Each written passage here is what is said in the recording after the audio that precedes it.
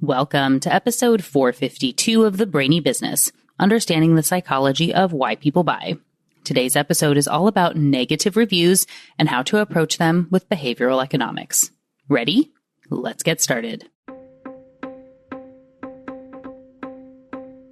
You are listening to the Brainy Business Podcast, where we dig into the psychology of why people buy and help you incorporate behavioral economics into your business, making it more brain-friendly. Now here's your host, Melina Palmer. Hello, everyone. My name is Melina Palmer, and I want to welcome you to the Brainy Business Podcast. Today's episode is all about those dreaded negative reviews. Hey, I get it. We've all been there. Negative reviews suck, and it isn't good to be an ostrich and avoid them. And believe it or not, they can be helpful if you let them. If you're going to be out in the world these days, you have to know that you won't be everyone's cup of tea. I mean, even tea gets loads of negative reviews. For a reframe, if you aren't getting any negative reviews, you aren't doing enough to differentiate and stand out. So in many ways, negative reviews can mean people are noticing you and paid attention long enough to form an opinion that they felt the need to share about. You got them to notice and feel something. And in today's world of limited attention, that's really saying something. Sure, you may be thinking that is the world's thinnest silver lining, but it isn't the only one you're going to hear about today as we talk about negative reviews and how you can best approach them through the lens of behavioral economics. And this episode originally aired back in the summer of 2021, right after my first book released. So you'll hear me talking a bit about that and know that I've kept going, right? I've done more books and podcast episodes and, TEDx and things like that. Now, don't forget, there are links for my top related past episodes and books waiting for you in the show notes for this episode, which are found within the app you're listening to and at thebrainybusiness.com/452. All right, let's talk about negative reviews and what to do about them. On May 12th, 2021, the day after my book came out, I received an email with a subject line that caught my attention. It was from my friend Kurt Nelson of the Behavioral Grooves podcast, and there in my inbox was the subject of hoping you get a 4.7-star review rating. I'm guessing your initial response was one of curiosity and intrigue like I had, which encouraged me to open that email right away. It's almost like Kurt knows something about this behavior stuff. So here's what I found when I opened the email. I'm just going to read the whole thing to you. Melina, hope you're doing well and that day one of your book launch was super successful. As part of that, I thought you might find the following quote from our interview with Bob Cialdini yesterday insightful, and one where you won't lose sleep if you get a bad rating on Amazon. Quote, in fact, there's a sweet spot range of stars that produces the greatest conversions from prospect to purchaser online. It's between 4.2 and 4.7. Below 4.2, people start wondering about the competence and the features and the qualities of what you're offering. Above 4.7, they start wondering about the trustworthiness of the information and that there are people being paid to write those views, and that as a result will cause them to be likely to say, this might be too good to be true and step back from it. But inside 4.2 to 4.7, that's your sweet spot. So here's to you getting a 4.7 rating. Thanks, Kurt, and of course, Dr. Cialdini for this helpful insight. I have, of course, linked to my own interview with Bob Cialdini here on the show and the one on behavioral grooves, where he talks about this research within the show notes. And while I am by no means asking anyone to leave me reviews below 5 stars to help it feel more believable, it does help to ease the pain of a less than perfect rating when it does come in. This leads us to my first piece of advice around negative reviews and how they impact your brain. It's important to accept that they're coming and just wrap your head around that fact. Getting a negative review, or 10 or however many there are, can't be the end of the world. I've been half joking since before my book came out about how I know the trolls are coming and that I won't let it get to me. My always wise husband provided some additional reframing of the situation that has helped me keep this in perspective as well. He said, "Isn't that just the greatest thing when writing a book, though? Someone who didn't know enough about you in the first place heard about your book and was inspired enough to purchase it. And then them not liking it is essentially a testament to the reach of the book, that it's spreading the word about me and my work beyond where I've already been. Hopefully, of course, there are many positive reviews to outweigh the negative ones that trickle in, but those less than perfect ratings can still feel like a dagger to the heart, can't they? Here's a little test. If you read your reviews, I want you to try and recount right now some of the 5-star ones that you've gotten over the years. What are the amazing things people have said about you? Do you remember specifics, or are they more generic and blurred together? Who said them? Where are they from? Now, what about those negative ones? Can you remember essentially verbatim what someone said about you? Do you have a very snarky tone in your head when you recount it? If you don't have public negative reviews with star ratings, what about reviews at work or constructive criticism from coworkers, friends, or family members? Do you remember those with crippling accuracy that still hurts, even if they were possibly said years ago, maybe even after you forced someone to give you the negative feedback? I still remember from my first review at the credit union, which was right around 10 years ago now, my boss telling me that everyone had great things to say, though I, of course, don't remember the specifics of anyone who was named or exactly what they said, and that she had to go around and beg people to give something negative to say about me.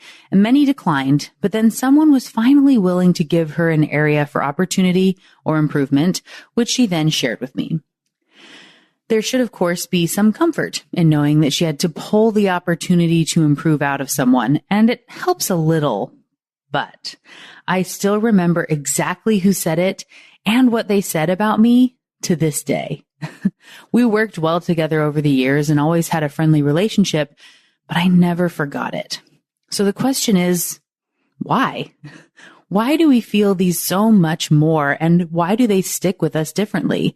Why is their weight heavier than those positive reviews? There are a couple of items at play here, and I'm going to touch on each of them in turn. You've got our natural herding instincts and social proof, as well as the focusing illusion and fundamental attribution error, as well as some cognitive dissonance thrown in there. Let's start with herding and social proof. The reason we even look at or have influence from reviews and testimonials and star ratings, also known as social proof, is because of our natural tendency to herd. These have value for businesses because they help people, especially those who are unsure or making a choice for the first time, as Dr. Cialdini mentioned when I had him as a guest on the Brainy Business talking about the expanded edition of his book, Influence. When people are unsure about what to do, they're even more likely to look at what others like them are doing to influence their choices. This is where that social proof comes in to satisfy our herding instinct. So that's why someone on the buying side uses social proof to help make their decision. But what does that have to do with our reaction as the person receiving the review about our work, product, or service? It's because we feel safe within the herd. Putting ourselves out there and doing something different than anyone else, like writing a book or creating any sort of content, products, services, businesses, or being reviewed on our performance.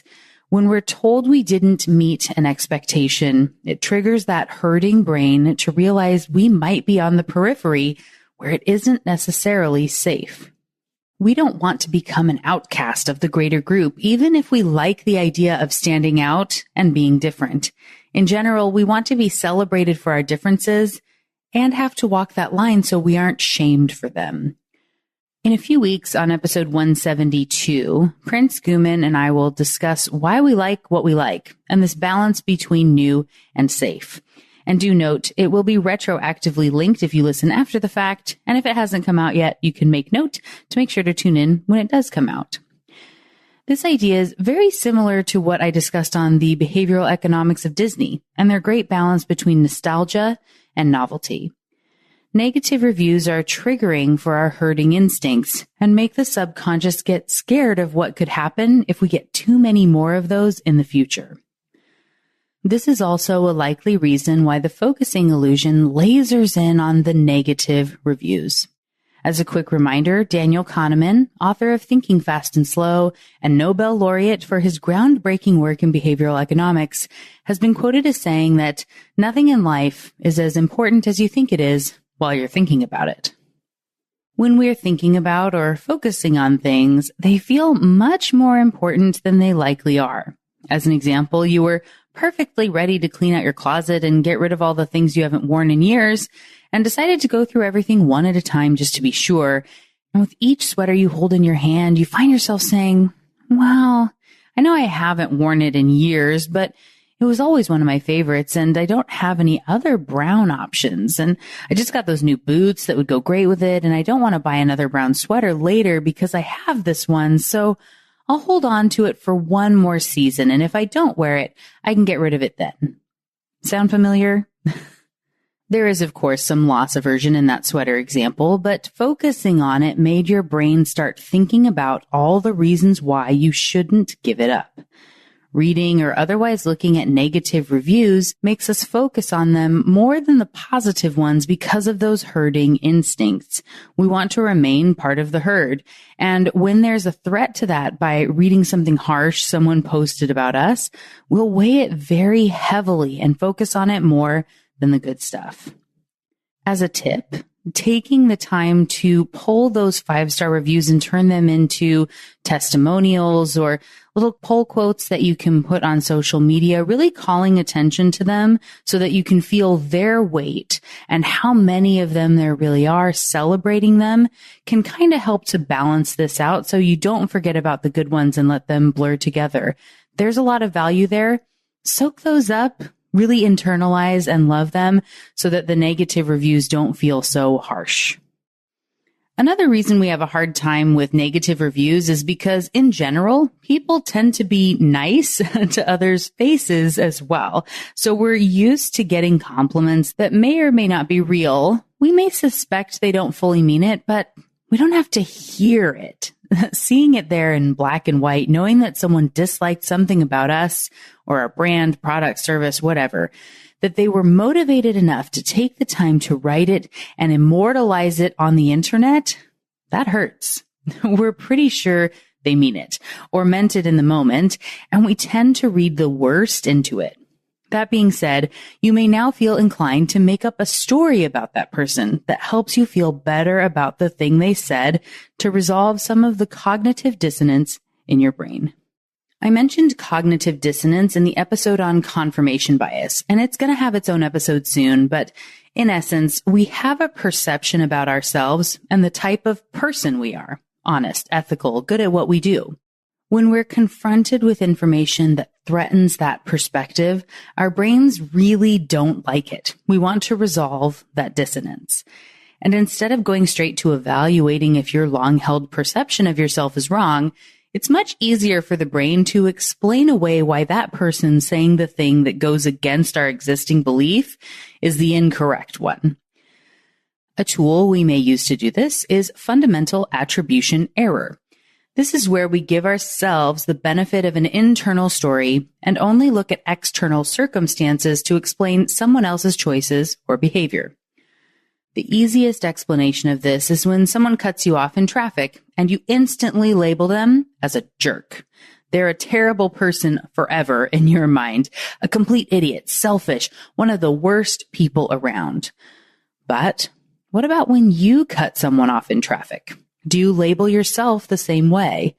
More than likely, you give yourself the benefit of the doubt. You were about to miss your exit and can't afford to be late. You were just distracted after an argument you had at home or concerned about your mother in the hospital. It's really easy to resolve that cognitive dissonance in your brain and reinforce that you're a good person who was a victim of something else going on. You can write that story all day long. Now, here's a quick warning. You aren't going to like this next thing I have to say, but I want you to try and hear it, okay? Even though you don't like it, there's probably some kernel of truth in the negative thing someone had to say about you or your brand. I know, I don't like it either, and it's hard to accept each time, but what if you found a reframe and looked for the learning opportunity in a negative review? What if you tried to overcome your own fundamental attribution error, recognizing that you aren't a three-dimensional person living in a two-dimensional world, and gave that other person the benefit of the doubt a little quicker while not explaining everything away as a jerk who's probably just a troll? To be fair, there are trolls out there that are more likely to say harsh stuff about others online just to be mean. They exist, but that isn't everyone out there. They're a small portion of the market. So if you assume that person is not a troll, just a regular person like you who had a moment of experiencing something that let them down from what they were expecting from your brand, how might you make things better for the next person? How could that be an opportunity? Take a moment now to make some notes on that. If you're able to pause and write some down, great. Or if it's just mental notes, that's fine too. Just think about it for a second. Here are the main categories of what you can expect for the rest of the episode. Don't ostrich. Not everyone is your customer, and that's okay. You don't have to apologize. You need to know your brand and have a plan to overcome the hot-cold gap. All right, let's break these down one by one. First, don't ostrich. It may be tempting to avoid reading the reviews because they can be painful. But not knowing what people are saying doesn't make it so they don't feel that way. It's like not wanting to go to the doctor to have a biopsy of that suspicious mole because until you go, you don't have to come to terms with it possibly being cancer. Not knowing doesn't mean you don't have cancer, and it's potentially getting worse the longer you avoid it. And if it isn't cancer, you could reduce the stress and anxiety that's spinning around in your brain even though you refuse to acknowledge it if you would just go to the doctor. With reviews, this isn't Schrodinger's brand, where it's both good and bad until you open the proverbial review box. People are talking about you, whether you know what they're saying or not. We can just be thankful that the internet has given us an opportunity to hear what's out there and address it if needed. Another reframing technique. Now, this doesn't mean that you personally have to be the one to read the reviews. If the emotion would be too much and it puts you into a funk to go read the negative comments on Twitter or Yelp or whatever, it probably isn't helpful to see them in all their gory details. Instead, delegate. You can have a team member who's responsible for going in and reviewing and responding to reviews on behalf of you and the overall brand. And when there's a theme that needs to be brought to the team's attention, they can soften that a little and say, we've gotten a few responses about this, and this is what our plan is to address it, or we need a plan, whatever that is, to help moving forward. And speaking of responding, this gets to one of those questions that prompted the episode itself. Should you respond at all? In general, yes. You should respond to all the comments you get, both good and bad. And tempting as it may be, don't delete negative comments. That almost never works out well, and people will come back more angry than they were in the first place. Respond thoughtfully and kindly, and try to keep an open mind. Remember that fundamental attribution error. If you give this person the benefit of the doubt and assume they're a good person who was disappointed in something that's very possibly true, even if you don't want it to be, how can you use this as an opportunity to learn more about a gap you may have in your processes? Consider the peak end rule and surprise and delight. This may feel like the end, that someone's so angry and upset, there's nothing you can do to bring them back, so it's a waste of time to even think about or acknowledge. They're too far gone. But in general, that's not the case. If you check regularly, so you're able to respond quickly, it's more likely to have a positive reaction for everyone. This means you need to resist the urge to say something snarky in response to them as much as you might want to. And remember, there's no rule that says you need to respond in the same tone you're reading in the review or negative comment. This is that whole you attract more flies with honey philosophy. And because people aren't often expecting any response, let alone a kind and open-minded one, you'll be surprised at how many people you can bring back around to your side with a well-thought-out response. And yes, I do this constantly in my business and will share examples throughout the rest of the episode. Just like anyone, I have people send me emails or messages on social media bringing something they don't like or that didn't meet their expectations to my attention. Often these are worded in a way that feels very harsh, and it's easy to read it in my head with a very snarky tone of voice, just like I'm sure you do. One example was a weird glitch that was happening with my emails a while back. The triggers were off and it was somehow sending emails 3 or more times in a row. So people were getting a ridiculous amount of emails from the Brainy Business right after joining the list. Definitely not the first impression I was wanting with my company. Now, I don't know how long this was happening before there was a response that got to me letting me know it was an issue. And one of those messages said something to the effect of, obviously, you don't practice what you preach or understand the brain, as I've gotten 11 emails from you in the last 3 days. Unsubscribe. My brain's initial reaction was to be annoyed, both with the situation and this feedback. You want to say, really? It seems obvious it was a technical glitch, and it's a time where you believe people should give the benefit of the doubt. There's that fundamental attribution error again. Instead of responding in kind with what I read to be a snarky tone, I tried to think of how frustrating an experience like that would be if I was on the other side. No one wants to feel like they're being spammed, and this person didn't necessarily read every single email. I don't know if they came within seconds of each other or if it was more like a few hours, and it doesn't matter. They were disappointed in the experience, and I get that. They've brought it to my attention, and it's now my job to fix it and to let them know that I'm doing something based on their effort. So responding in a kind way instead of in kind is very beneficial here. I sent something back to the effect of, "Thank you so much for bringing this to my attention. I assure you that was not the intent of the email system. The team and I are looking into what may have happened to ensure this is fixed as quickly as possible. I appreciate you taking the time to let me know and hope you have a wonderful rest of your day." There is an option there, of course, to encourage them to stay on the list or to come back, but that can sometimes go awry and make someone more upset than they were to begin with, instead of if you just thank them and they know they have the option to come back if they so choose. This also lends to the not everyone is your customer point, which is coming up in a second, so I'm going to put a pin in that. It's best to respond to the person wherever they posted to begin with. So if this was in a public space, say Twitter or Facebook or something like that, then respond to their comment there. In the worst case scenario, others who may see it can know that your brand is kind and that you listen to feedback from your customers. If this came to you in a direct message or email that isn't public facing, still respond and know that someone can always take a screenshot and share publicly what you said in a private forum. So use a tone you would be okay with having out in the world for all to see. I know that sometimes, given privacy laws, regulatory stuff, things like that, you can't always respond in the public forum and address the entire situation. So it may feel like you just want to send them an email, reach out separately, and just kind of let it sit there. Or again, delete the comment, which, like we said, don't do. So if someone posts publicly and you can't do the full response there, still do a simple one, even if it's just to say something like, "Thank you for letting us know. For privacy purposes, we can't discuss this over Facebook, but a representative will be calling you shortly to see how we can help resolve the issue," or something along those lines.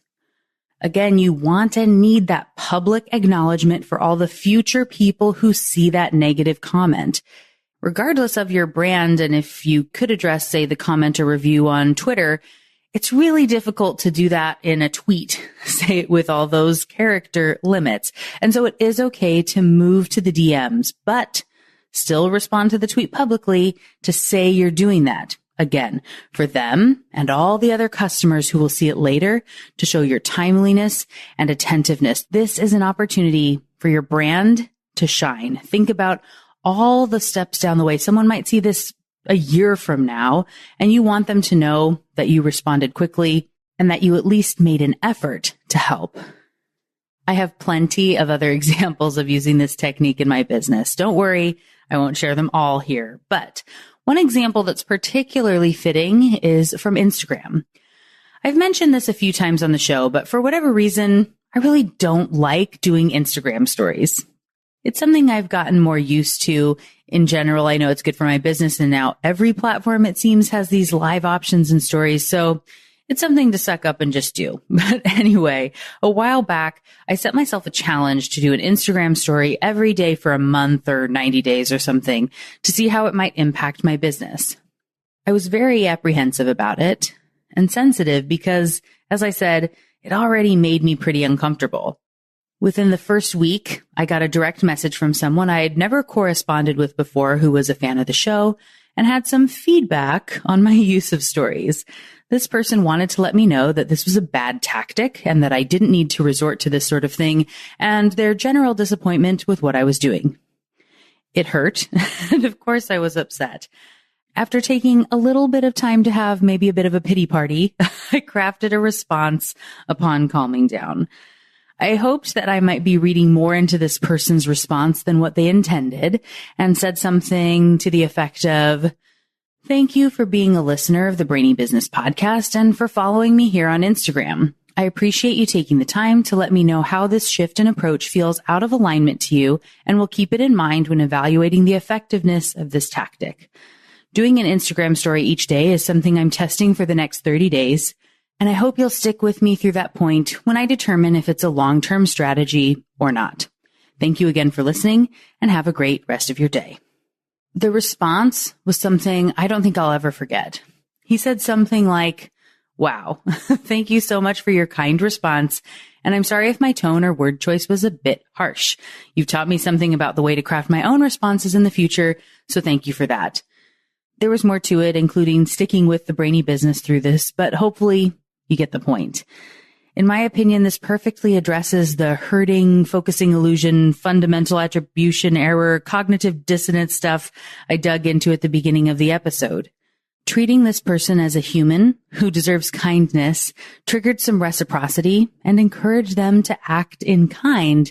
And as far as I know, keep listening and following me, and likely have a story for the future about the type of person I am for other correspondents, or if anyone else ever says something less than positive about me or the Brainy Business.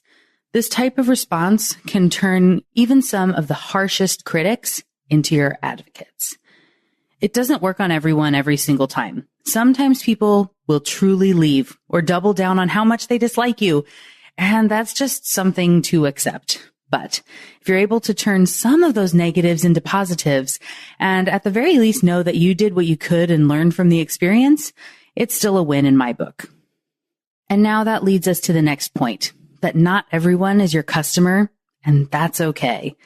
Some people will not like you and what you create. They may not like your opinion or the style of writing for your content, or maybe they don't like the tone of your voice or think your product or service is useless and a waste of time. Don't waste your time trying to convert these people to be your customers or advocates. It isn't worth it. There are so many people out there who you can or will resonate with. Focus on them. It will make you happier in the process, I promise. And turning someone who's going to complain at every turn into a customer is just creating an uphill battle for you and your team. Remember the 80-20 rule. 20% of your customers generate 80% of your revenue. These are your big advocates who get it and just love you and what you have to offer. Get more of those. Conversely, 20% of your other customers are generating 80% of the work, complaints, and problems. Spending lots of hours and resources and stress trying to make those people a little happier is a misuse of your time and team. How much time and mental energy would be freed up to focus on getting more of the best type of customers who create 80% of the revenue if you let one of those not your customers go? Work smarter, not harder. And to use a possibly silly example to relate this to, consider that there are some people out there that don't like chocolate. Maybe that's you. But I would say at least, 80% of the population probably really likes chocolate. And so if you know that there's 20% that super love chocolate, and you can have them buy lots and lots more because it's their favorite thing and they're always going to be big chocolate advocates, it's easy to sell them more chocolate because they love it. If you were to then focus on the 20% of people who say they hate chocolate and you want to force and turn them into people who will buy some chocolate to become a customer, it's a real uphill battle, a lot of work for a very small potential gain.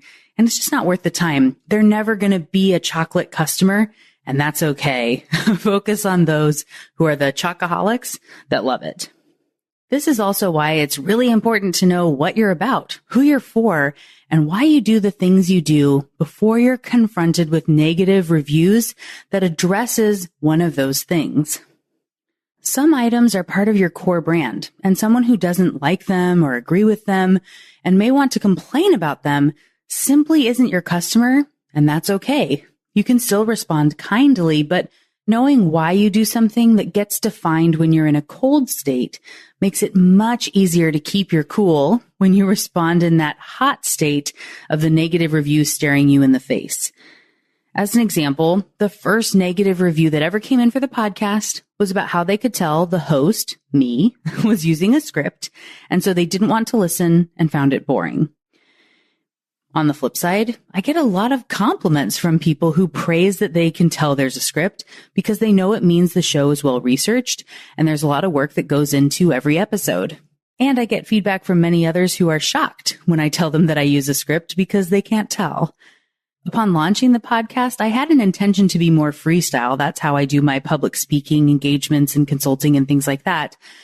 But with so many concepts and citations and stats, it becomes rambly when there isn't a script, and I don't like the quality of what's coming out.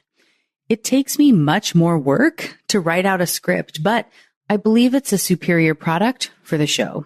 And those who are my customer, people who love and support me and the show, appreciate that. Some people, like this individual, don't. But I know this is not something I'm willing to change. It's central to the strategy of the show, so I can respect his opinion, bless and release it, and move on. At least mostly. I mean, it was over 2 years ago now, and I still remember it without having to go back and look it up. But it also doesn't run my life, and it doesn't make me feel like I have to go think about if it's time to go change my tactics, because I know what's important to me and the brand.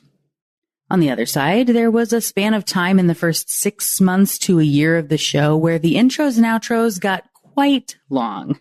I had seen other shows doing it and thought people might like that extra stuff at the beginning of the end of their podcasts.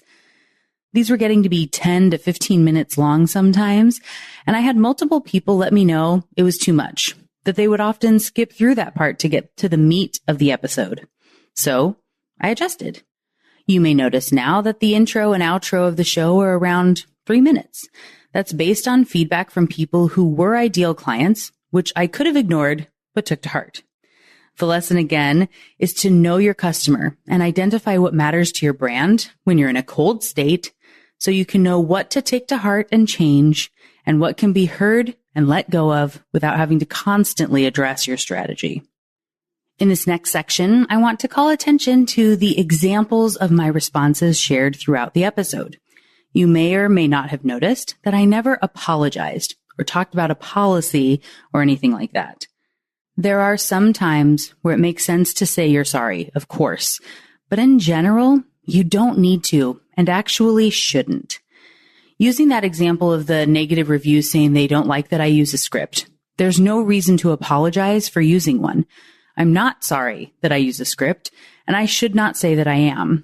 This is a strategic choice of the company, and I own that. Saying I was sorry about it would likely feel disingenuous and not help anyone, and can actually make the person on the other side feel like I'm placating to them. For many, it takes practice to not use the word sorry. I get it. I'm a people pleaser in many ways, and I had to train myself out of this too. One thing you can do is, as I said there, take a step back and say, should we be sorry for this, or is this something we're proud of? Saying, I'm so sorry that you could tell I was using a script. I'll try to be better in the future, doesn't do anyone any favors and could actually make the people who I'm trying to appeal to, those who like that I use a script, be disappointed to see it and possibly stop listening because they're worried it's going to change. Keep the big picture in mind and know that more often than not, apologizing when responding to reviews will do more harm than good. That being said, you can absolutely acknowledge their feelings, but you don't have to say sorry to do that. One of the phrases I use often for brands I've been responsible for is to say, "That sounds frustrating." For example, when someone has experienced a flight delay. Have you ever been stuck for hours at the airport when your flight is delayed? I have. It sucks. It's tedious and uncomfortable and not something anyone wants to endure. When that person was calling the customer care department to get their travel voucher, it was my job to listen to the story and determine how much they would receive. We did have a guide for how much each delay was worth, like how insurance companies have dollar amounts on different parts of your body if you get injured, and a pinky finger is worth less than a thumb or whatever it is. So say a 2-hour delay was worth $25 or $50. If you've ever sat through a 2-hour delay at the airport, you know you feel much more than $25 worth of pain, and then waiting on hold to get to me, it's frustrating. So I know that this experience is unpleasant, and I had a lot of these calls every single day, but often the circumstance is something that's outside the airline's control, like a weather delay. Saying, "Oh, I'm so sorry. Isn't that just the worst? Unfortunately, I can only give you $25 because that's all the airline will let me." It's not going to help the airline for the future or help that customer feel valued. It's a recipe for disappointment all around. Instead, genuinely listening to what happened and giving them the time to explain is a big part of reducing that tension. And then saying something like, "That does sound frustrating. Thank you for sharing the experience with me," can help them to feel validated without using the words, "I'm sorry." All right, we've made it to the last tip of the episode, which is about knowing your brand. This is very closely related to the rest of this section, but I want to note one specific thing here. When you identify what matters to you and your company in that cold state, it's also important to know about your brand voice. For example, you might have noticed that I end a lot of my messages with something like, "Have a great weekend," or something along those lines. It's my personal style to do that, and I do it in most of my emails and other correspondence. Because the Brainy Business is an extension of me in many ways, that's also built into the brand. It's not a fit for everyone, so don't force it for you or your brand if it feels way out of alignment. And I also said early on in the episode to not be snarky when responding to people, even though you may feel like you want to. The caveat to that is if you have a snarky brand to begin with. There are a lot of Twitter accounts out there from big global brands and some smaller ones that people enjoy the snarky comments from and engage with or follow to see what sort of things they're going to say in the future. Some top ones that come to mind are Burger King, Wendy's, Chipotle, various comedians, sometimes Netflix, and many others. There are some brands that lend themselves to being snarky, like Sour Patch Kids. If they wanted to go full-on sarcasm, it would likely be embraced as part of the novelty that's associated with sourness.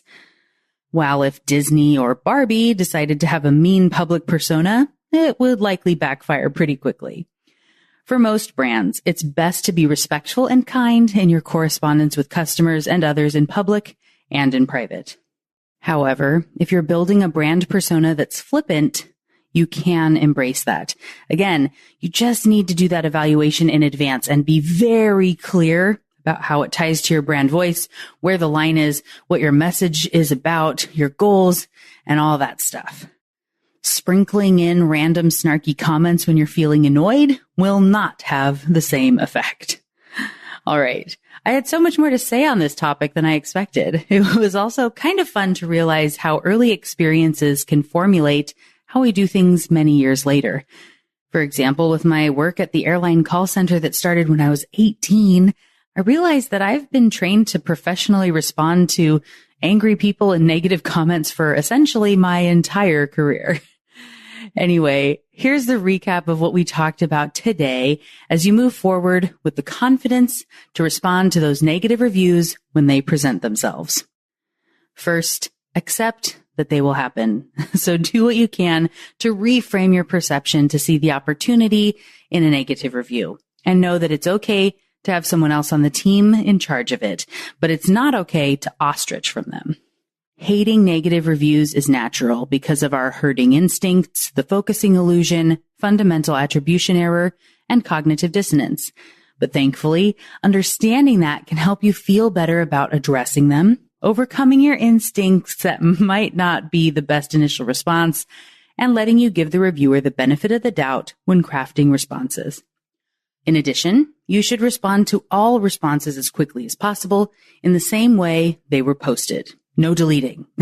Also, know your brand, who your customer is, and develop a policy or plan for responding to negative reviews while you're in a cold state.